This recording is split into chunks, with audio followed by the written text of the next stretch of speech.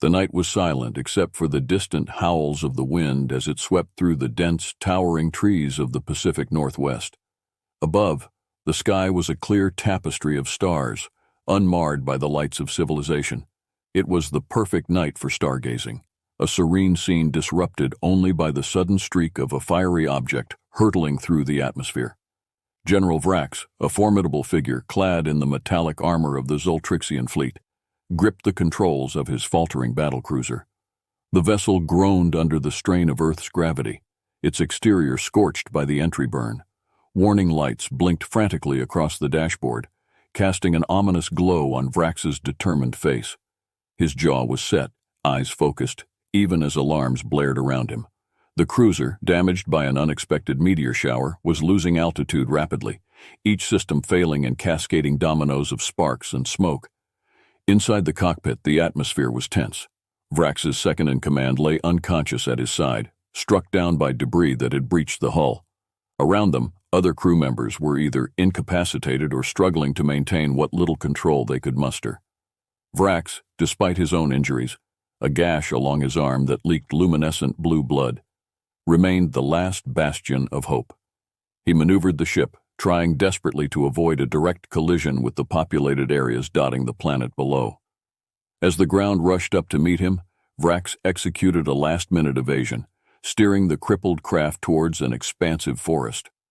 The trees loomed closer and closer, a green sea ready to swallow him whole.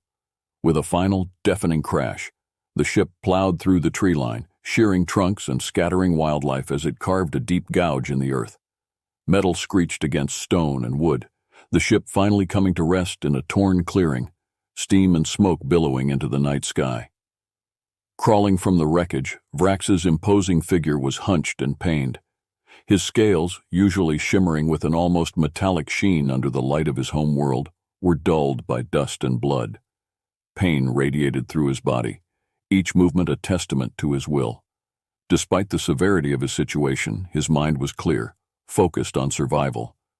Alone, injured, and stranded on a foreign planet known for its chaotic nature and unpredictable inhabitants, Vrax felt a pang of fear.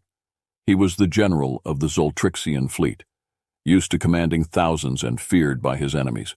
Now he lay vulnerable under the unfamiliar stars of Earth, his fate uncertain. His training had prepared him for many outcomes, but never this. Never to be at the mercy of humans whose very existence was often debated hotly in the high councils of his people. As he dragged himself to the cover of nearby foliage, concealing himself from any immediate threats, his mind raced. Would he be found by this planet's military, studied as a specimen, or worse, left to perish in this alien wilderness? Little did he know, help was closer than he imagined, and it would come not with a weapon, but with a gesture of peace. The sun was just beginning to rise, casting the first warm hues of dawn across the sky, when Sarah and Mike, who had been camping nearby, were jolted awake by the resounding crash. The ground had shaken under the impact, and the air was thick with the smell of scorched earth and metal. Pulling on their boots and grabbing flashlights, they ventured out from their tent, drawn toward the disturbance with a mix of fear and curiosity. Navigating through the dense underbrush, they followed a path of snapped branches and disturbed foliage, the destruction leading them to the crash site. The sight that met them was like something out of a sci-fi movie. A massive, otherworldly ship lay embedded in the forest, its hull ripped open, revealing a glimpse of advanced technology and alien design. At first, they hesitated, unsure of what to do. The possibility of encountering an alien being was beyond anything they had ever imagined. However, their caution turned to concern when they spotted a trail of iridescent blue blood leading away from the wreckage. Following it, they found General Vrax, who was leaning heavily against a tree, his large, imposing form slumped in defeat and exhaustion. Despite his fearsome appearance, it was clear he was in distress. Sarah, with her background in nursing, stepped forward. Her instincts as a caregiver overrode her initial fear. Mike, ever the protector, stayed close, ready to intervene should the situation turn dangerous. "Hey, it's okay, we're here to help," Sarah called out gently, approaching Vrax slowly to show she meant no harm. Vrax's eyes, glowing faintly with a light that seemed inherent to his species, watched them warily. His translator device, though damaged, managed to convey his gratitude mixed with surprise. "Assistance. Unexpected." His voice resonated, low and filled with pain. Sarah reached him and knelt beside him, her first aid kit open and ready. She spoke soothingly as she began to tend to his wounds, cleaning them carefully and applying bandages. The blue blood was unlike anything she had ever seen, but her training allowed her to adapt quickly, treating each wound with professional care. Mike, meanwhile, surveyed the area, ensuring they were alone. His mind raced with questions about what this encounter meant, about government protocols for such incidents, and the potential repercussions of their actions. Yet, seeing Sarah's calm and compassionate handling of the situation grounded him. They were doing the right thing, he reassured himself. As the sun rose higher, casting light across the clearing, the makeshift treatment continued. Vrax, initially hesitant, soon understood that these humans meant him no harm. The gentle touch and concerned eyes of Sarah contradicted every warning he had ever received about humans. His cultural beliefs, deeply ingrained, had taught him to be cautious, to be dominant, that showing weakness could be fatal. Yet here, in this unexpected corner of the galaxy, he found kindness in his most vulnerable moment. "Thank you," he uttered in his rumbling voice, the translator staticky but clear enough. Sarah smiled, nodding, her actions not just patching up his physical wounds, but perhaps beginning to mend bridges between two vastly different worlds. Mike looked on, his expression a mix of awe and pride in Sarah's bravery and compassion. Together they sat with the alien general, the morning light enveloping the unlikely group in a scene of peace amidst the chaos of a crash landing. As General Vrax's condition stabilized over the next few days, the makeshift campsite became a ground of unprecedented interstellar diplomacy. Sarah and Mike, with their innate curiosity and Vrax's gradually increasing trust, began to exchange stories and information, bridging the vast cultural and species divide with each conversation. The couple had managed to salvage a partially damaged translator device from the wreckage, which Vrax repaired enough to facilitate more complex conversations. Under the canopy of ancient trees and the endless expanse of stars, they shared meals, carefully, as human food was not entirely suitable for Vrax, and stories that revealed their worlds to each other. Vrax spoke of Zoltrix, a planet of vast deserts and high plateaus, where fierce winds sculpted rock formations into breathtaking natural sculptures.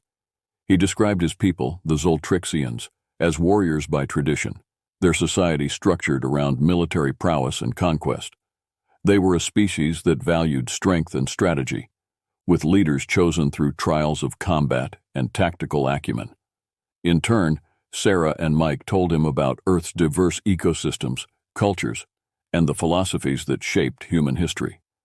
They discussed the concepts of democracy, human rights, and the ongoing struggles for equality and peace, ideas that seemed to intrigue Vrax, whose expression often turned thoughtful. During these exchanges, Vrax was particularly struck by the concept of empathy, a trait not commonly revered in his culture. "Strength and compassion," he mused aloud one evening, the phrase awkward in his mouth but profound in his mind. The notion that vulnerability could be considered a strength was revolutionary to him. Sarah, using her nursing background as a reference, explained how caring for others could build stronger communities and foster cooperation. "On Earth, we believe that helping each other, especially in times of need, is what makes us thrive as a species," she explained. Mike added stories of global cooperation in times of natural disasters and crises, highlighting the best of human nature. The more they shared, the more Vrax found his long-held beliefs challenged. He began to question the doctrines of his upbringing and the directives of his superiors. The stories from Earth painted a picture of a complex but vibrant planet where life was cherished in all its forms, contrasting sharply with the harsh survivalist ideology of Zoltrix. One evening, as they all looked up at the stars, Vrax pointed towards a faint light moving steadily across the sky. "That is a Zoltrixian scout ship searching for me," he explained, his voice a mix of longing and apprehension. Sarah and Mike realized then that their time with the alien general was limited. The next day, Vrax approached them with a proposition. "I have learned much from you," he said, his tone serious. "I wish to take these lessons back to Zoltrix. Perhaps it is time for change in our ways." Moved by his sincerity and the transformative journey they had witnessed in him, Sarah and Mike pledged to help him contact his fleet, safely and in a way that would not endanger Earth. Together, they began to devise a plan that would not only ensure Vrax's safe return, but possibly open a dialogue between Earth and Zoltrix. This collaboration marked the first step towards what could be a monumental shift in interstellar relations, fostered by understanding and empathy. The days leading up to Vrax's departure were filled with a blend of anticipation and melancholy. The makeshift campsite that had been a scene of healing and learning was now bustling with preparations for contacting Vrax's fleet. Mike had been able to modify some of the electronic equipment they salvaged from the wreckage, creating a beacon capable of sending a signal to the Zoltrixian scout ship. With the device ready and the plan set, the three of them hiked to a clearing that offered a clear view of the sky. It was here that they would send the signal. As they set up the equipment, the air was thick with unspoken emotions. The imminent goodbye loomed over them, heavy and bittersweet. Vrax, now much recovered and standing tall and strong, looked down at his human friends. "Your kindness has not only saved my life, but has also opened my eyes," he said, his voice resonant and deep. "I am in your debt, and I carry with me the hope of a better future for our peoples." Sarah smiled, her eyes glistening with the onset of tears. "We've learned so much from you too," she replied. "You've shown us that there are possibilities we never imagined. The universe is so much bigger than us." Mike activated the beacon, and they watched as the signal shot into the twilight sky, a bright flare disappearing into the cosmos. Within minutes, a response came. The sky lit up as a small scout ship descended, its lights piercing the darkness. The moment was surreal, a silent acknowledgement of the vast and varied life beyond Earth. Vrax turned to his friends, his demeanor solemn yet hopeful. "I will advocate for peace," he promised. "I will tell them of Earth's diversity, its beauty, and its complex cultures. I will speak of empathy and cooperation, using your actions as my testament." As the Zoltrixian ship landed, agents from Earth's own governments, previously alerted and now present, watched closely. The world had changed overnight. The presence of an alien being and his ship would soon be global knowledge. But in this clearing, the focus was on the farewell between friends from different worlds. Sarah and Mike stepped back as Vrax approached the ship, then paused and looked back at them. "Perhaps one day we will meet again," he said, his tone filled with a mix of hope and certainty. "Maybe on Zoltrix or here on Earth. Until then, take care of your world and each other." With that, he turned and boarded the ship. The engines hummed to life, a low and powerful sound that filled the clearing. With a smooth ascent, the ship lifted off, shrinking into a point before vanishing against the backdrop of stars. Standing in the clearing, Sarah and Mike felt a profound sense of accomplishment and wonder. They had touched the stars, not through technology or conquest, but through compassion and dialogue. As they walked back through the forest, the world around them seemed both smaller and infinitely larger. They knew the future held new challenges, but also incredible possibilities. They returned to their campsite, the fire pit cold and the night quiet. But above, the stars seemed to shine with a new light, a silent witness to the new dawn of interstellar understanding and the promise of peace.